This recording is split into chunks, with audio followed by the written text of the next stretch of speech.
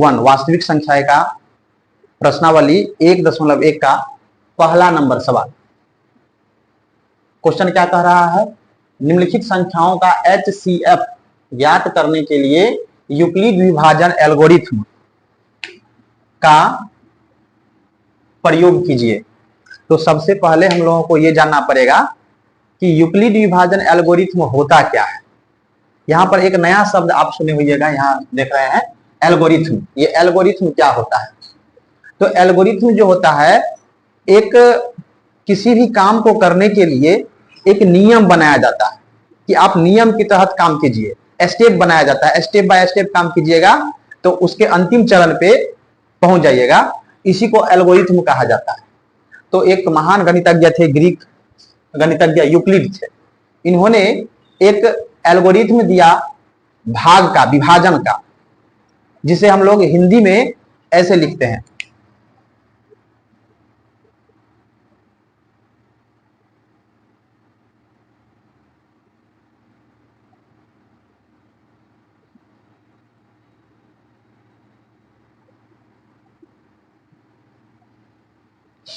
इसी को संक्षेप में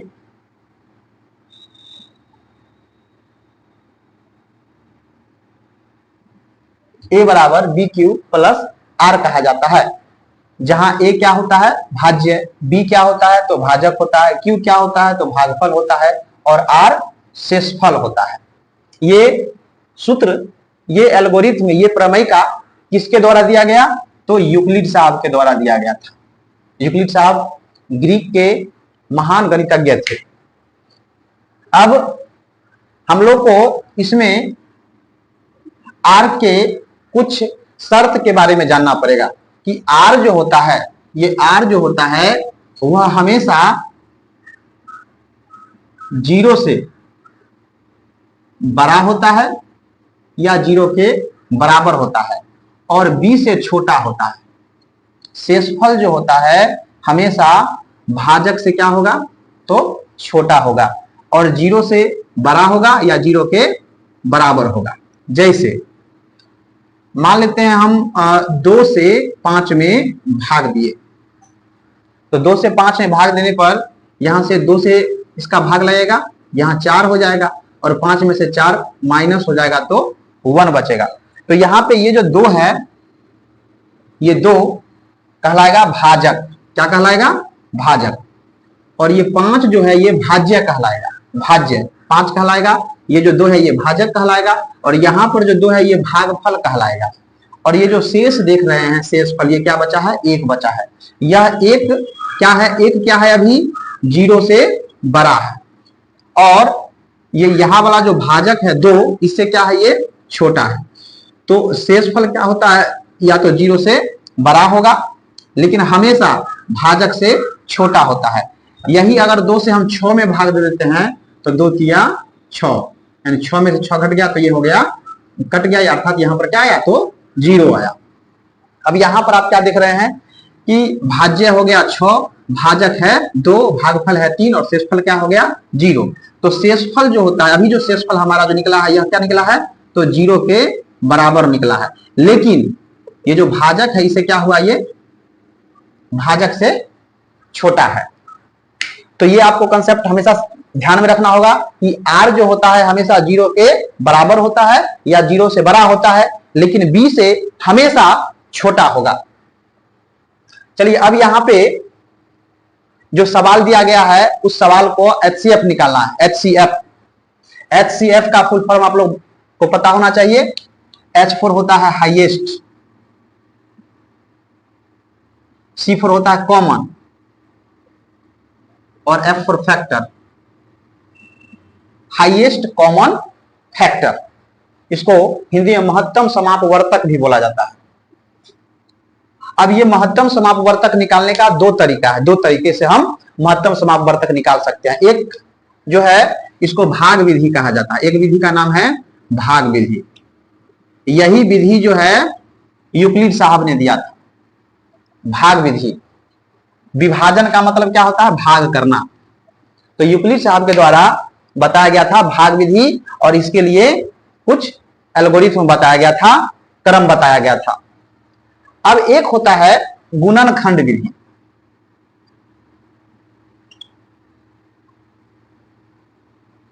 HCF हम दो विधि से निकाल सकते हैं, भाग विधि से निकाल सकते हैं और गुणनखंड विधि से निकाल सकते हैं। जैसे अगर हम कहें कि 12 और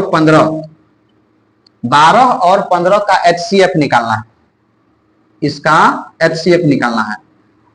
अगर इसको हम कॉमन फैक्टर में कहें, इसको अगर हम फैक्टराइजेशन करते हैं, गुणनखंड करते हैं, तो 12 का गुणनखंड करने पर क्या प्राप्त होता है? 12 का हम गुणनखंड करेंगे तो 2 छक 12, 2 तिया 6, ये आ गया 2 गुने 3। और 15 का अगर हम गुणनखंड करते हैं तो 3 पचे 15, तो 15 का गुणनखंड हो गया 3 गुने 5। अब हमको निकालना है HCF। तो HCF कैसे निकालते हैं? तो HCF को कॉमन फैक्टर बोला जाता है, मतलब जो दोनों में मिल जाए उसको हम यहां लिखेंगे। तो दोनों में क्या मिल रहा है? तो यहाँ 3 और यहाँ 3 ये मिल रहा है, तो HCF क्या हो गया हमारा? तो 3 हो गया। ये हमारा आंसर आ जाता है। तो इस विधि का नाम है गुणनखंड विधि। और एक होता है भाग विधि। तो भाग विधि से हम कैसे HCF निकालेंगे? तो जो छोटा मान है उससे बड़े मान में भाग लगाया जाता है। जैसे 12 छोटा है और 15 बड़ा है। अब 12 से हम 15 में भाग लगाते हैं तो 1 से लगेगा 12 इकाई 12, और इसमें से माइनस हो जाएगा 12, तो 5 में से 2 माइनस हो जाएगा 3, यहाँ कैंसिल हो गया। अब ये प्रक्रिया तब तक चलाना है जब तक हमारा शेषफल 0 नहीं आ जाता है, कंप्लीट रूप से यहाँ कट नहीं जाता है। तो इसके लिए क्या किया जाता है? ये जो शेषफल बचा इसके आगे से अब हम इसमें 12 से भाग लगाएंगे। 12 को यहाँ ले आते हैं, फिर देखते हैं 3 से 12 कट जाएगा, 3 चौका 12। अब देखिए यहाँ पर क्या हो गया? R का मान 0 हो गया, कंप्लीट कट गया। तो किससे कटा? तो यहाँ ये जो 3 है ये क्या किया? इसको पूर्ण रूप से विभाजित कर दिया। तो यह 3 क्या कहलाया? HCF। तो यूक्लिड विभाजन एल्गोरिथम ये हो गया, ये भाग विधि से हो गया, भाग विधि से HCF निकालना, और ये हो गया गुणनखंड विधि से HCF ज्ञात करना। अब यहां पे हमें कहा जा रहा है भाग विधि से यानी यूक्लिड विभाजन एल्गोरिथम का प्रयोग करके ये जो 3 सवाल दिया हुआ है इसका हल निकालना। तो चलिए अब हम यूक्लिड विभाजन एल्गोरिथम का प्रयोग करते हैं HCF ज्ञात करने के लिए।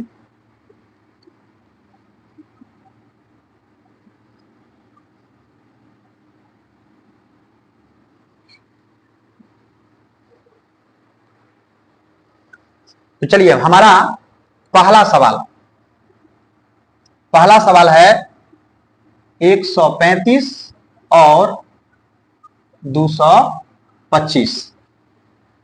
तो यूक्लिड विभाजन एल्गोरिथम में बनाने के लिए, सवाल बनाने के लिए, इसमें HCF ज्ञात करने के लिए सबसे पहले मेरा स्टेप रहेगा कि इसमें 2 संख्या है, इसमें से छोटी संख्या कौन है और बड़ी संख्या कौन है वो निर्धारित करेंगे। तो हम देख रहे हैं यहाँ 135 है और 225 है, तो यहां पर लिखेंगे चूंकि 225 इज ग्रेटर देन 135।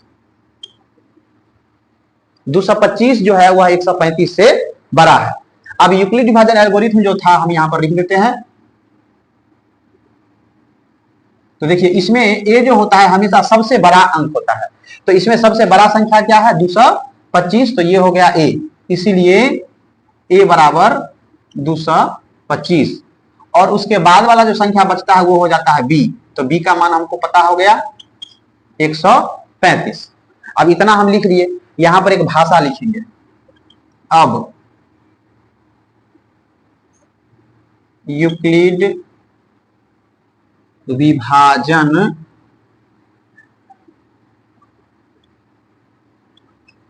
एल्गोरिथम से, अब ये सूत्र लिख देंगे। ये जो एल्गोरिथम लिखा हुआ है ए बराबर बी क्यू प्लस आर। अब यहां पे क्या करना है? सबसे पहले ए का जो मान है वो ए के जगह पर रख देना है, तो ये हो गया 225। बी का जो मान है बी के जगह पर रख देंगे 135। अब 135 से 225 में भाग लगाना है, तो ऐसे तो समझने में दिक्कत हो रहा है कि यहां पर अब क्या देंगे? तो इसके लिए आसान तरीका क्या है, कहीं पर रफ करेंगे, 135 से 225 में भाग लगा देंगे। इस तरह से आप आसानी से समझ सकते हो। अब 135 से एक मरतब में यहां लग रहा है 135। अब यहाँ 5 में से 5 घट गया 0, एक 45 यहाँ हासिल ले लिए, 12 में से 3 गया 9 और ये कैंसिल हो गया। तो यहाँ देख रहे हैं यहाँ वाला मान क्या कहलाता है, तो Q कहलाता है, और यहाँ वाला मान क्या कहलाता है, तो R कहलाता है। तो Q के जगह पर हम क्या रख देंगे 1। तो यहाँ B और Q के बीच में मल्टीप्लीकेशन है, यहाँ पर 1 कर दिए प्लस, अब R के जगह पर क्या गया 90। हम शुरू में भी बताए थे ये प्रक्रिया तब तक चलेगा जब तक R के जगह पर 0 नहीं आ जाता है, तब तक ये प्रक्रिया चलेगी। तो यहाँ पर लिख देते हैं R का मान 0 तो नहीं आया, यहाँ लिख देते हैं R is not equals to 0। फिर ये प्रक्रिया आगे बढ़ेगा। अब यहाँ पर हम क्या करते हैं, जब ये नहीं कटा है कंप्लीट, तो हम क्या करते हैं, फिर ये 135 को यहां ले आते हैं। अब देखिए ये बन गया A और ये बन गया B, इसका मतलब ये जो B है वो A बन जाता है। तो ये 135 अब इधर आ जाएगा, और B का काम कौन करता है, तो R करता है। तो R यहाँ क्या आया है 90, तो यहाँ 90 रख दिए। अब फिर 90 से 135 में भाग लगाना है, तो 90 से 135 में भाग लगाएंगे, फिर यह एक मरतब में ही लगेगा।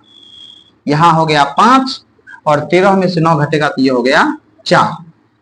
अब यहाँ Q के जगह पर 1 आ गया, तो फिर यहाँ Q के जगह पर 1 रख देंगे प्लस R के जगह पर क्या आया, तो 45 आया, तो यहाँ पर 45 रख लेंगे। और जब तक 0 नहीं होगा तब तक ये प्रक्रिया बढ़ेगा। यहाँ पर लिख देंगे R is not equals to 0।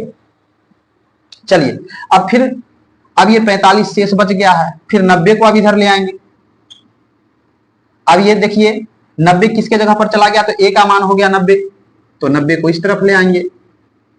और ये जो B का मान है, ये जो शेष बचा था 45 वो हो गया, तो ये 45 को इस तरफ ले आएंगे। फिर 45 से 90 में भाग लगाएंगे, तो 45 से 2 मरतब में ये कंप्लीट रूप से कट जा रहा है, तो यहाँ पे 2 मरतब में लगा, और कंप्लीट रूप से कट जाने का मतलब ही यहाँ पर क्या हुआ 90 माइनस हो गया तो 0, तो यहाँ पर दे देंगे 0। इसका मतलब हो गया R 0 के बराबर हो गया। अब यहीं से हमारा HCF प्राप्त हो गया। अब लिखेंगे यहाँ पर इसीलिए HCF क्या होता है, तो हमेशा जो भाजक होता है उसी को HCF बोला जाता है। तो भाजक क्या है हमारा 45, यहाँ भाजक क्या है B क्या है 45 है, यही 45 हमारा आंसर हो जाएगा। HCF बराबर 45, यही है यूक्लिड विभाजन एल्गोरिथम से हल करना, HCF प्राप्त करना। चलिए नेक्स्ट, अब आगे बढ़ते हैं। अब इसी प्रकार से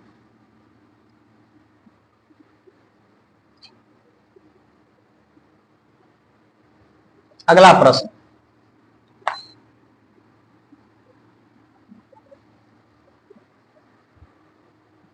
अब दूसरा प्रश्न है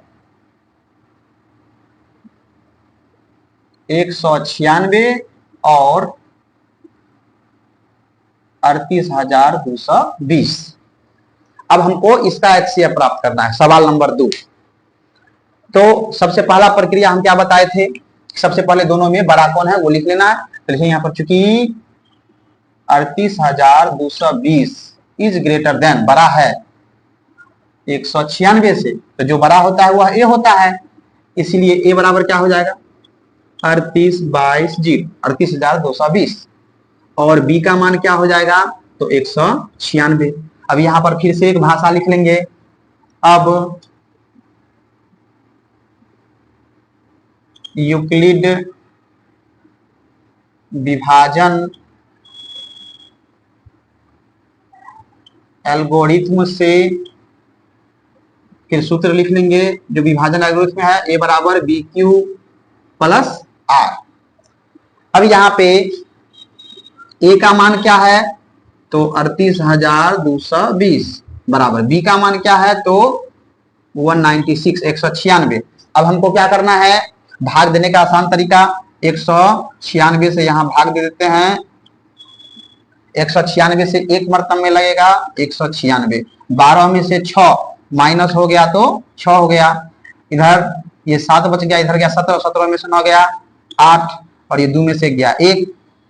अब फिर से ये 2 उतर जाएगा, लगभग ये 9 से लगेगा, 9 6 1 54 के 4 हासिल 5, 9 9 81, 5 86 के 6, हासिल 8, 9 इकाई 9 8 17, 12 में से 4 घटेगा 8, 15 में से 6 घटेगा 9, और ये कैंसिल हो जाएगा, फिर ये 0 यहाँ आ जाएगा। फिर 5 से लगाएंगे, 6 5 30 के 0 हासिल 3, 9 5 45 3 48 के 8 हासिल 4, और 5 इकाई 5 4 9। देखिए ये तो कंप्लीट एक ही बार में कट गया। तो यहां पर Q का स्थान कौन ले लिया, तो 195, तो यहां पर 195 से मल्टीप्लाई कर देंगे, अब प्लस R का मान क्या निकला, तो 0, तो यहीं पर R का मान 0 निकल गया। तो आगे की प्रक्रिया बढ़ेगी ही नहीं, क्योंकि R 0 निकल गया। जब R 0 निकल जाता है वही हमारा अंतिम प्रक्रिया होता है। अब यहां से जो B का मान है वही हमारा आंसर हो जाएगा। तो B का मान हमको क्या प्राप्त है, तो 196। तो लिखेंगे अतः HCF बराबर 196, यही हमारा आंसर हो जाएगा। बस ये आप प्रक्रिया समझ लेना है, बहुत आसान है यूक्लिड विभाजन एल्गोरिथम से HCF ज्ञात करना। और बोर्ड एग्जाम में प्रत्येक वर्ष आपको ये ऑब्जेक्टिव में हो चाहे सब्जेक्टिव में हो, ये प्रश्न पूछा ही जाता है, इस टाइप का प्रश्न पूछा ही जाएगा, और ये बनाना बहुत ही आसान होता है। चलिए अब आगे बढ़ते हैं, अब तीसरा नंबर प्रश्न पे।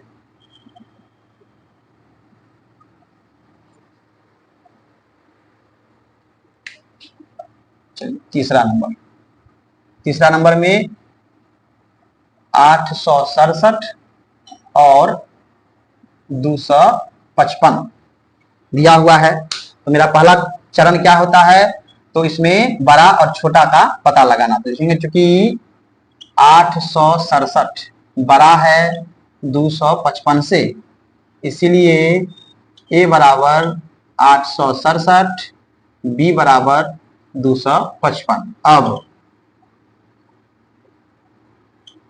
यूक्लिड विभाजन एल्गोरिथम से A बराबर BQ प्लस R। अब फिर हाँ, तो A का स्थान 867, B के जगह पर 255। अब 255 से 867 में भाग लगाते हैं, तो क्या 3 से लगेगा, 5 तिया 15 के 5 हासिल 1, 5 तिया 15 के 16 हासिल 1, 3 6 1 7, 7 में से 5 घट गया 2, ये 6 में से 6 घट गया 0, 8 में से 7 घटा 1। अब ये 255 को इस तरफ ले आते हैं, पहले ये लिख लेते हैं। यहाँ पे 255 से 3 से भाग लगाए हैं, तो शेषफल बचा 102, यहाँ पर लिख देंगे R is not equals to 0। फिर ये प्रक्रिया आगे बढ़ेगा। अब ये 255 इस तरफ आ जाएगा और 102 यहाँ पे आ जाएगा, 255 A बन जाएगा और 102 B बन जाएगा। और फिर 102 से आप भाग लगाएंगे तो 2 मरतबा में लग जाएगा, 2 दूना 4, 0 2 इकाई 2, 5 में से 4 गया 1, ये हो गया 5 और ये कैंसर। तो 102 से 2 मरतबा में लगाए तो यहाँ मल्टीप्लाई 2 हो जाएगा। अब प्लस शेषफल क्या आया है 51, 51 ये हो गया। अभी भी R का मान 0 नहीं आया है, तो R is not equals to 0। फिर ये आगे प्रक्रिया बढ़ेगा, 102 अब इस तरफ आ जाएगा, 51 इस तरफ आ जाएगा। अब 51 से 102 में भाग लगाएंगे, 51 दूना 102, देखिए यहाँ कट गया, तो ये हो गया यहाँ पर 2 से लगा और कटने के बाद यानी कट गया तो कंप्लीट रूप से, तो ये हो गया 0, यहाँ हो गया R बराबर 0। ये प्रक्रिया समाप्त हो गया यहाँ से। अब जो बराबर के ठीक बाद B का जो मान आता है वही हमारा HCF होता है, तो हम यहाँ पर लिख सकते हैं अतः HCF बराबर 51, यही हमारा आंसर होगा। तो हम आशा करते हैं कि आप लोगों को यूक्लिड विभाजन एल्गोरिथम के द्वारा या इस प्रमेय से HCF निकालना आ गया होगा। और आगे भी प्रैक्टिस के लिए आप अपने बुक में बहुत सारे सवाल होते हैं इस प्रकार के, तो आप इसको सॉल्व करके प्रैक्टिस कर सकते हैं। आज के लिए इतना ही, धन्यवाद।